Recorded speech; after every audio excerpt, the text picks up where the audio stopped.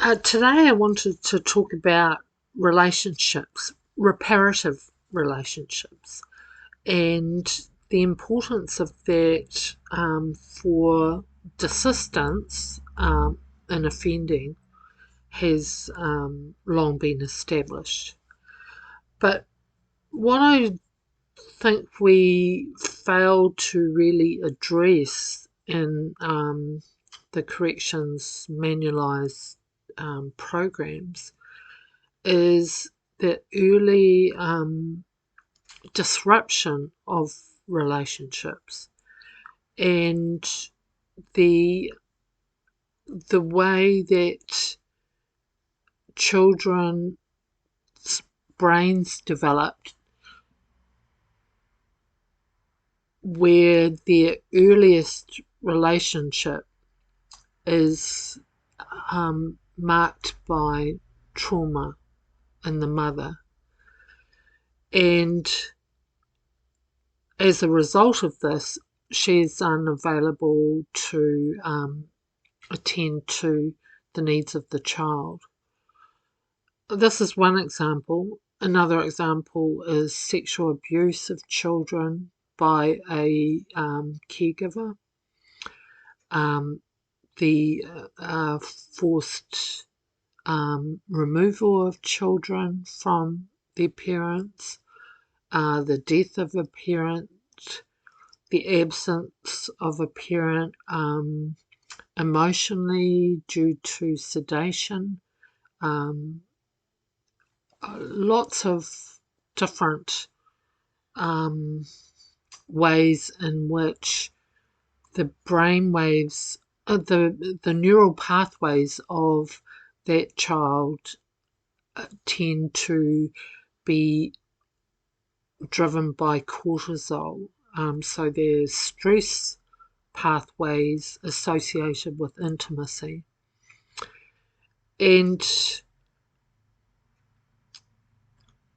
really, the only way for those two pathways to go into disrepair or to die away is to form new ones based on reparative relationships.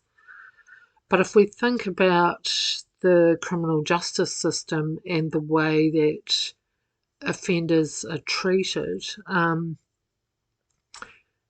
then what we see is more punishment, more reinforcement of trauma, more fearful situations, in prisons, constant internal searches under the guise of security, constant demeaning ways of behaving to adults who are suffering. And from the research I've done in my thesis and my own experience working with offenders individually and previously through drug treatment, was that firstly, this approach meant that people didn't genuinely engage in programs. And even if they did for the first time, they certainly wouldn't after that. But more importantly, it seemed to me, from what I now know is my own trauma history, that they deserved to be treated like human beings who had had a really rough time.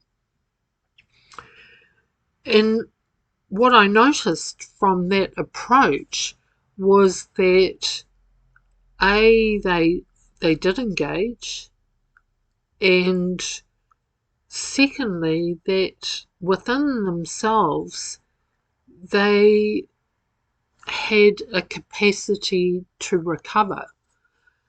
But the process to learn how to do that involved a lot of emotional discomfort and interacting with people in ways that they hadn't ever seen, enduring feelings which previously they'd tried to suppress with drugs or by being constantly angry. And so there was something in them that didn't want to hurt their families anymore. And in some ways, the physical violence is an obvious, it's an obvious harm. They can see the harm, they can see the fear in their children's eyes, and they don't want to behave that way.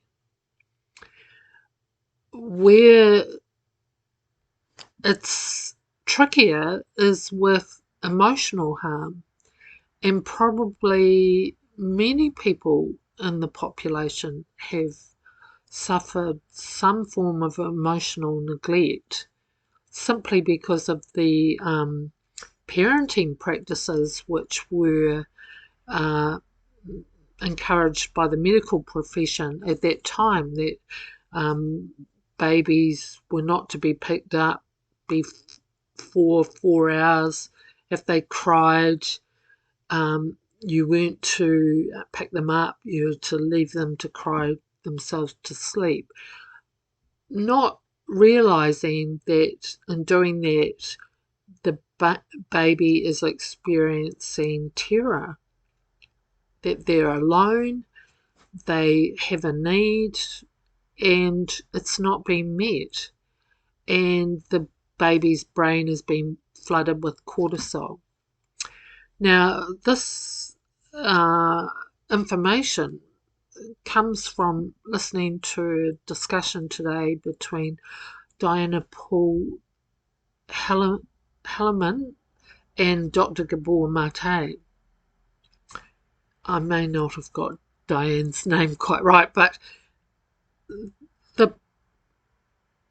what she is indicating that for people to recover from this kind of emotionally abusive neural wiring is that they need to experience a warm relationship, a relationship where they're validated, where they're accepted, where their feelings are met with kindness rather than being told to suppress them. And it's a pretty revolutionary response in a culture which is hell-bent on suppressing every emotion except for happiness. And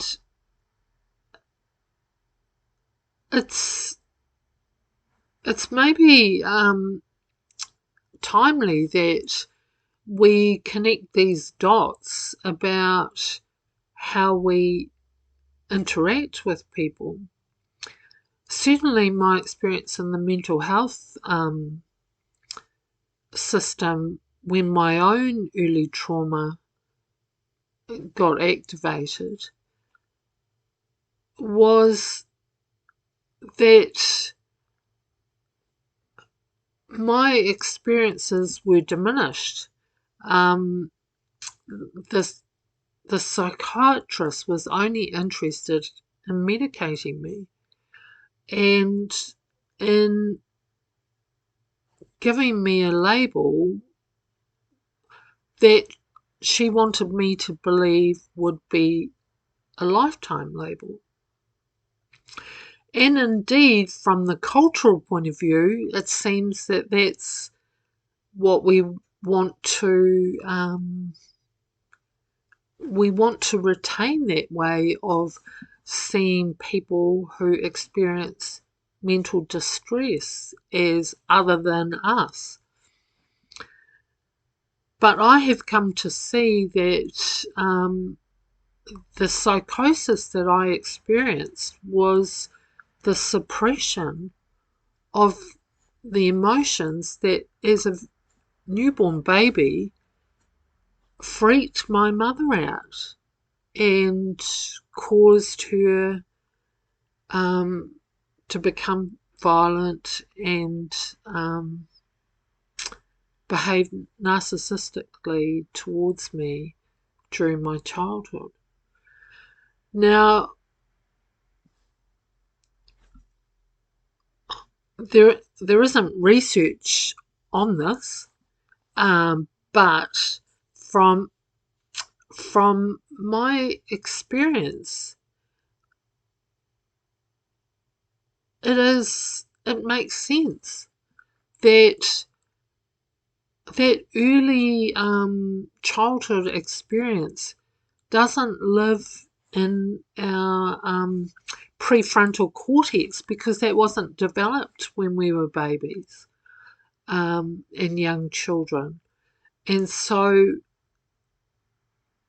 everything exists in the limbic system, including the generational trauma that epigenetics is showing us that is passed down. So my grandmother, in her pregnancy at 4 months of my mother, contained the ovaries that generated me. And so those bodies and what they were experiencing at that time, so that was in the Second World War that my mother was born, that is carried down to me in utero. And all of us have this intergenerational impact through our bodies. So this video is really to encourage you to think a little bit about what were the circumstances of your lineage. What were the circumstances of your parents? What pressures were they under? And one of the ways that it's becoming clearer that narcissistic behavior in families shows up is in people as adults having difficulty in relationships. For those of you that are interested, Dr. Ingrid Clayton on YouTube has some wonderful videos about that, and she's written a book. And it's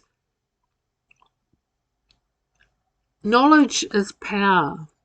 And if we know that these things have happened in people's lives, and they know, then they can come to some understanding of how they compensate, how they try and cope with life, particularly in intimate relationships, with these wounds.